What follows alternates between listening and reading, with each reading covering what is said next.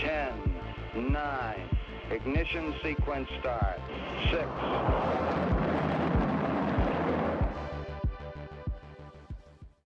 Hello, and welcome to Rocket Fuel, your daily update of everything that's happening in the Rocket Pool community. My name is Whack Whack Attack. Today is March 1st. Oh my god, it's March already.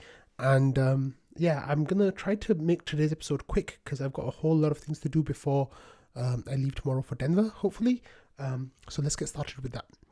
So the first news is that most of the team is now in Denver. So we have Maverick, who made this post. He says, the Aussies made it in too. We just had a bite to eat and are crashing out soon. Hopefully jet lag is not too bad. So that was in response to Mav saying, that he's finally in Denver. The team, it looks like all of them flew through Vancouver. There were some issues with the snow, so there were some delayed flights getting out of Vancouver and towards Denver. But the team is all there except Joe. I'm not exactly sure when Joe is flying, but Joe will be flying from Boston to Denver, so hopefully it's not as bad. We had some more comments here from Maverick saying that his flights were good, and the other guys got held up in Vancouver because of the snow, so we're in a bit later on. And everyone's there now, so it's really cool. Sneaky, of course, says it's mad props to you and the team for making the trek all the way over here. Glad you all arrived safely in one piece. It's really amazing that everyone was able to get in. So I'm so excited about flying to Denver tomorrow. I think the booth is being set up today, which means that that's going to be my first port of call tomorrow when I get into Denver. I'll drop off my bags, head over to the Rocket Pool booth, meet whoever is there, and I'm so excited. Like I said yesterday that in trading that if I'm not feeling better today, then I might cancel Denver. But thankfully I am feeling a little bit better today. The last thing I want to do is to spread germs to people. Every time I've tested for COVID, I've been negative. So that's a huge plus. And I'm sounding and feeling a lot better today. My cough has gotten better. Everything hopefully is getting better. So yeah, I'm excited. It looks like things will be okay. So teams arriving in Denver, community members are arriving in Denver, and things are starting to actually happen, which is really, really awesome. Okay, so we've got this update from Joe, who is talking about the Proteus, and he's saying that there's comparison of the images here between his old 3D printer and then the new resin 3D printer that he has. And he says, so first things first, this is a prototype of the version 1.1 case, and the left OJ, I think that means like the kind of printer it is. And it says FDM printer, it took 13 hours. And then the right is the resin printer, and that takes 4 hours. This is on the inside, the detail is outstanding. Look at those hex grid lines, they're immaculate. So let's have a look a little bit closer at these pictures. It looks like on the outside, the resin stuff is a little bit more, a bit rougher, but I'm not sure like what the next stage in cleaning that up is going to be. The inside, Joe is right, is really beautiful. Like it does look really, really good. So I'm not sure what of course this is just a prototype. He's still like tweaking the designs, but I don't know if you can see like on the picture here, like it does look a little bit rough, but it's really cool. And it looks like there's still some issues with getting the pieces to fit together as well, because there's some gaps there.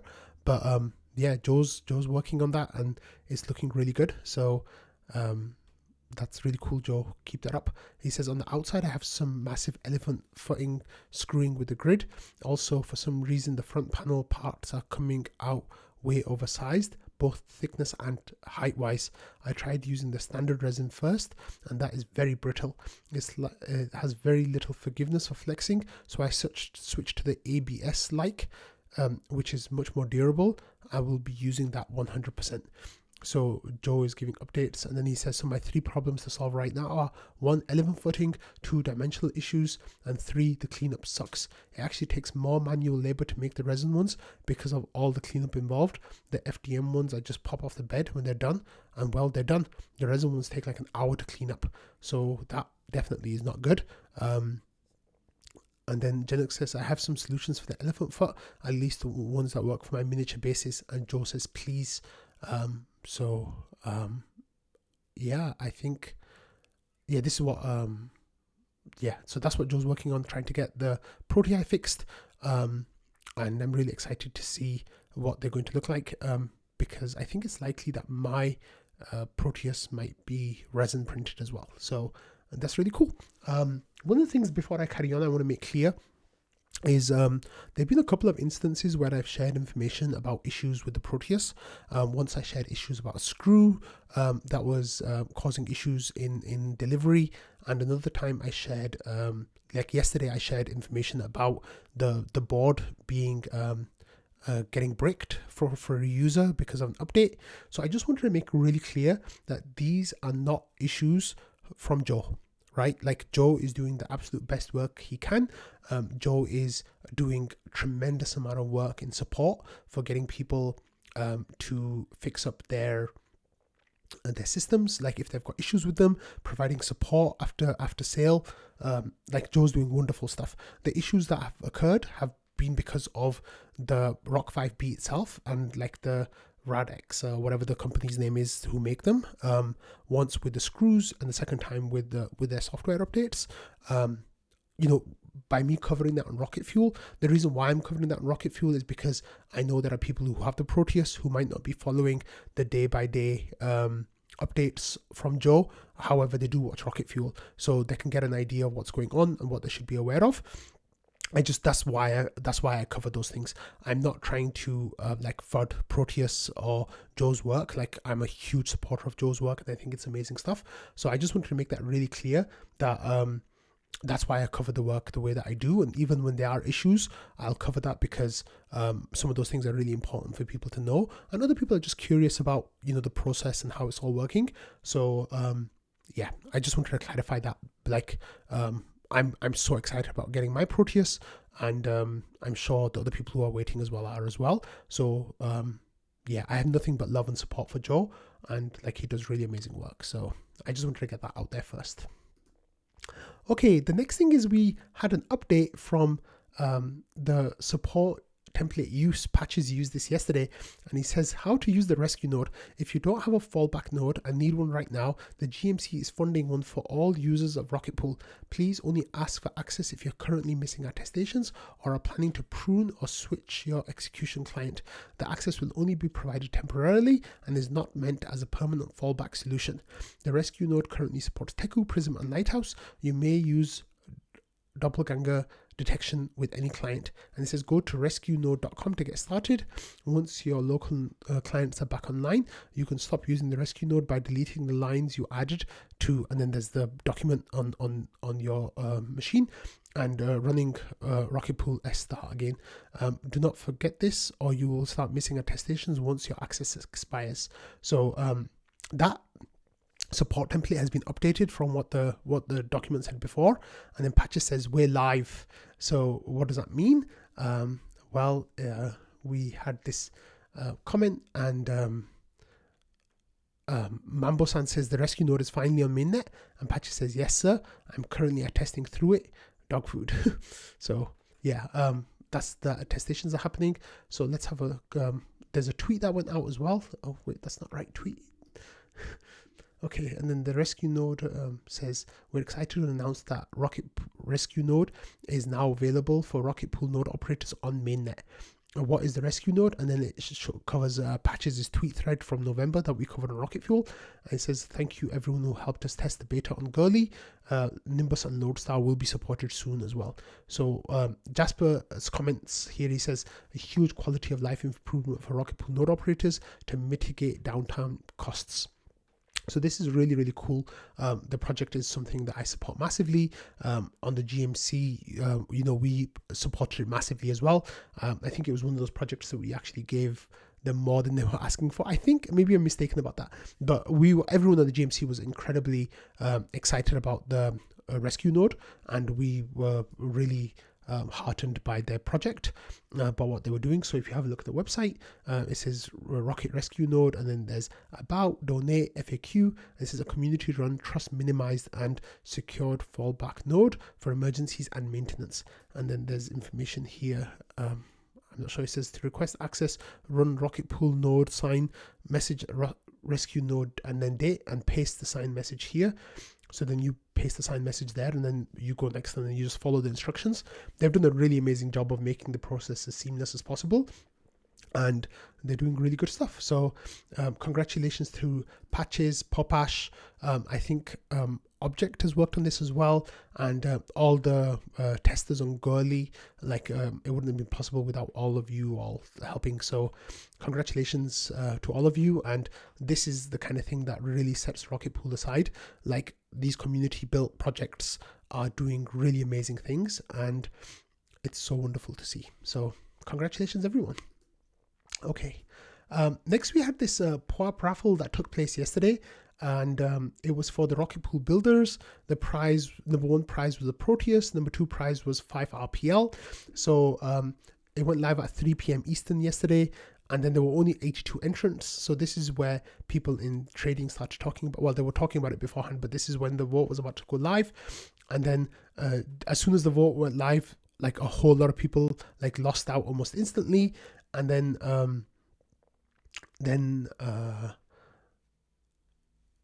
Dizzy said this is way too fast and how anticlimactic. And I said, oh, I'm still in it. And at that point, within a minute, I was like in the top 6. And people like, I'm out. And I'm just like, I'm still in. And then I went out at number 6. And then I said, come on, Romana, because that's my spouse, right? So I got to cheer on my spouse. And then Dizzy said, your spouse? And I said, oh, because of the shrimp marriage. And then Shifrin says, Lee, you've got this, mate. And Lee was like, I'm shaking. I'm so excited right now. Then all the POAPs on the list ended in 0. So the way it works is like every block, it sees what the last digit of the hash or whatever, I don't know exactly the technical language about it, sorry, but whatever the last digit of that block was, then it removes the POAPs in accordance with that. And then because they were the remaining ones were all in 0, so they're the ones that the last 4 I think happened. And then I said, congrats guys. So if we go back to the raffle, we can see that Lee M.eth won the Proteus, and then Romana won 5 RPL. Atomic Whale came 3rd. Physalis came 4th. Joti came 5th. I came 6th. So yeah, it was really nice raffle, and it definitely had people on the edge of their seat. I'm so happy that Lee and Romana won. It's really nice when active members of the community winning these raffles. They're so exciting. And of course, in today's episode, we've got a raffle coming up as well that I'm going to talk about at the end. So yeah, I'm really happy about this, and it's really, really cool. And that's the Proteus raffle. So yeah, congrats to Lee and Romana for winning those prizes. Okay, next we have Peteris doing some really, really great work. So Peteris says those mini pools were launched from the browser, imported into SmartNode, and now they are testing. So that you can have a look at the zhizheng.rocketscan.io. So these are the mini pools that were launched from the browser. And with the stuff that we've been covering for the last few days, instead of using the SmartNode stack, and the attestations at 100%, it's really, really cool stuff.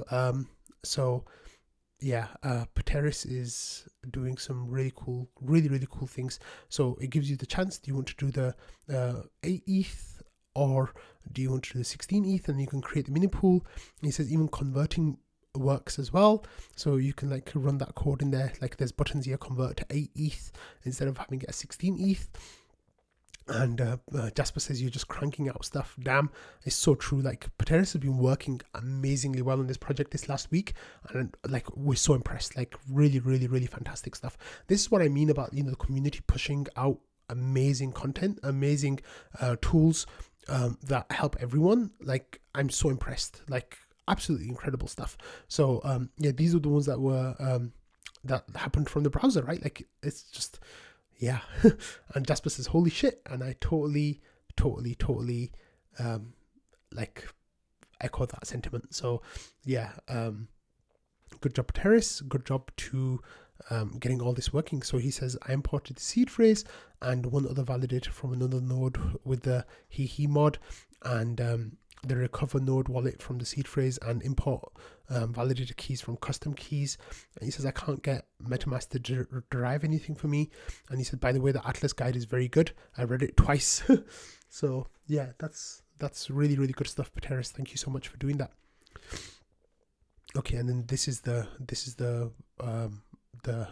mini pool that he launched from his browser.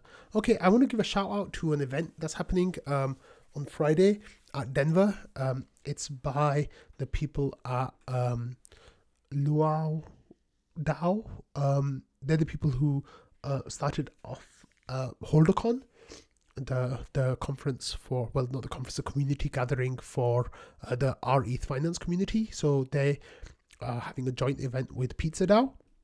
And if you go to this Eventbrite link that will be in the description, then the password for it is Kawabunga, and like the pizza thing from the Turtles. So then there's this public goods pizza party, and it's by Pizza DAO, and you can reserve a spot. It's free to reserve a spot. However,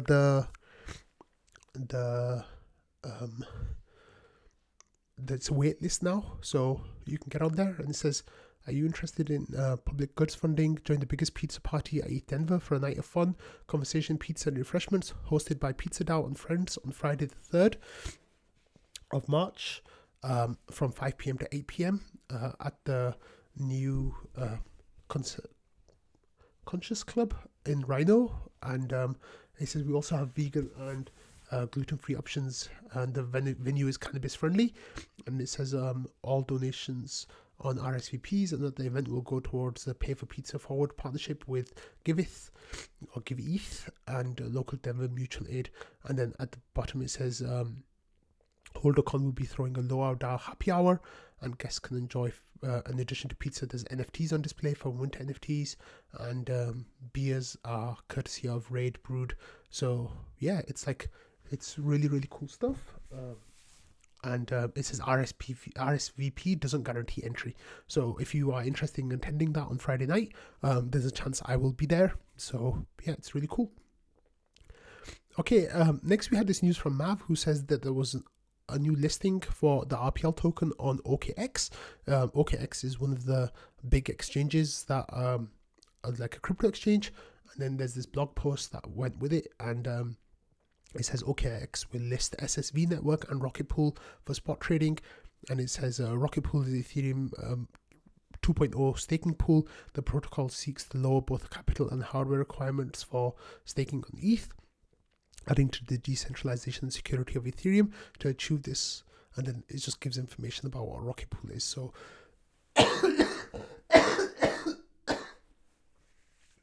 excuse me. Yeah, I'm still 100%, as you can tell.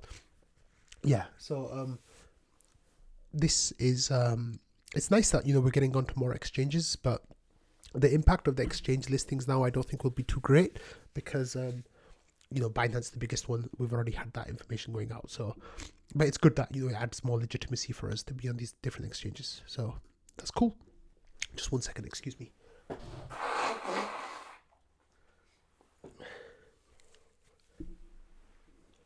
Okay, so next we have this information coming through about 1KX, which I've covered on Rocket Fuel before.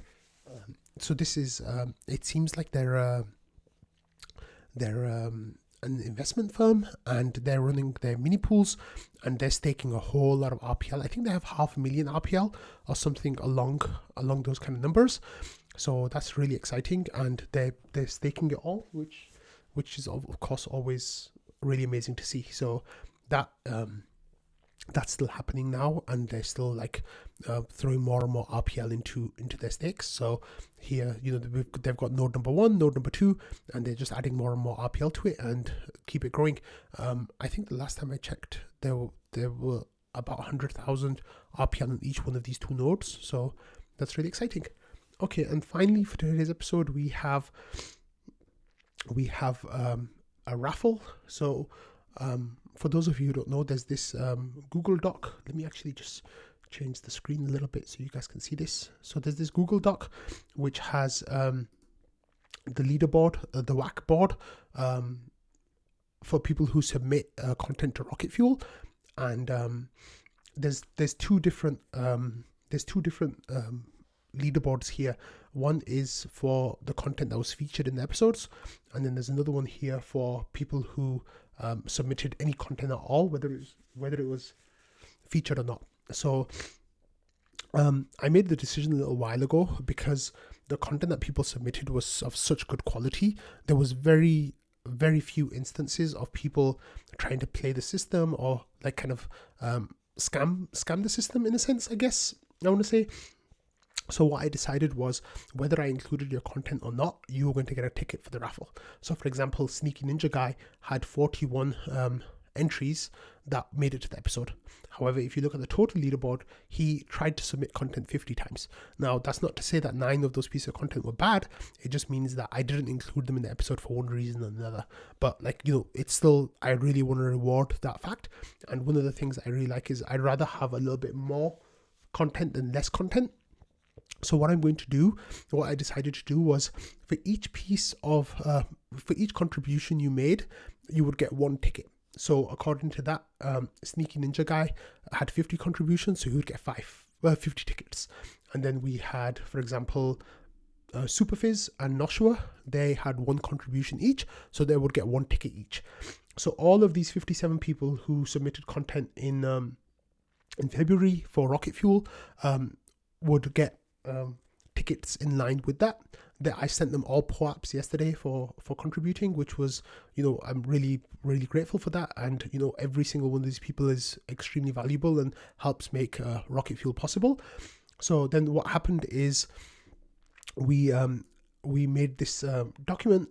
Well, actually what happened is, if you look at the Rocket Fuel thread, Annie Subterra wrote this code to try to get the list of all the entrants. She had a really good idea about how I should do the raffle. However, when you click on her entrance list, there was a mistake with her script that got those numbers out. So RPL Maxi and myself, we worked on getting tickets for these people, and we ended up going with RPL Maxi's list. So here you can see that like Sneaky Ninja Guy got 50 tickets, and then Mambo-san got 30 tickets or 40 tickets, I think. Yeah, 41 tickets, and everyone like that got more and more tickets. So with RPL Maxi, I'm giving them 5 extra tickets for running this spreadsheet for the last month. And they did a really amazing job of the spreadsheet. And I told Annie Subterra that I would give her 3 tickets for figuring out the list. But even though there was mistakes, I'll still honor that because she tried. So then the process, the advice that she gave about what we should do is use this random.org/list randomizer. So basically the way it works is, actually let me zoom into here so you guys can see it a little bit more clearly. Let me move my camera. Oops, sorry about that. Right, so as you can see here, like if you have a list with names, you like have Bob has 1 ticket, Andy has 3 tickets, Mark has 1 ticket, and John has 3 tickets. So then what you do is you just press randomize, and it gives you this output. So then it says John, Mark, John, Bob, Andy, John, Andy. So it kind of randomizes that information for you. So from this leaderboard that RPL Maxi put together, there are 374 entries. So each one of those will then get added to this list, and I've already done that. So as you can see over here, Sneaky Ninja Guy has 50 tickets, and Mambo-san has 41 tickets. RPL Maxi has whatever, those numbers. And then there's Jasper, there's Trevor N, Penvic, Schifrin, Vaka, Dondo, Kevster, Object, Ken, Fuligini, sorry about pronouncing that badly, Ramana, Wo, Mao, and so on. So everyone gets the number of tickets compared to their contributions for the month. So I've not run this before, so now I'm going to press randomize, and the top 10 people are going to get 10 prizes of $100 each. Each person will only get 1 prize. So at that point, I will remove duplicates from the top 10, and we'll just keep going until we have 10 unique people. So I'm going to press randomize right now. This is the raffle, so good luck everyone. Let's see who's won prizes. Okay, so we have Destroyer number 1, Dondo number 2, Notchka number 3, Sneaky number 4, Trevor number 5, Sneaky. So that Sneaky, the second entry from Sneaky is going to go away. Ramana, RPL Maxi, Mambo-san, Vale, and Mig. I think that's the top 10. I will go through the list and make sure, but here you can see the numbers that have come out. You can see them on the screen right now, so I'll just read them out and then we'll clean up the list to allocate prizes later. So it says Destroyer, Dondo, Notchka, Sneaky, Trevor, Sneaky, Ramana, RPL Maxi, Mambo-san, Vale, RPL Maxi, Vale, Mig, Penvik, Ramana, Sneaky. Yeah, I'm surprised Jasper did so badly because he had so many tickets. His top place was number 25. So sorry, Jasper. But yeah, I'm really happy about this. I will clean up the list and I will provide it to you in the Rocket Fuel thread, and I'll be in touch with you about giving you your prizes. So thank you everyone for contributing. Rocket Fuel would not be possible without you all, and I truly honestly appreciate all of you. So congratulations to the winners. There are 10 prizes of $100, a total of $1,000 of prizes, and I'll post the whole list so you all can have a look at it. But yeah, so that's yeah, I can post the whole list, that's fine too. But that's the list. So thank you everyone, and I hope you all have a lovely day. My next episode will most likely be on Monday, depending on how I'm feeling when I get back from Denver. There's a chance it might be on Tuesday. Please keep submitting content. I'll have a mega episode for you when I get back. But yeah, I hope you all are doing great, and I'll see you next week. Bye.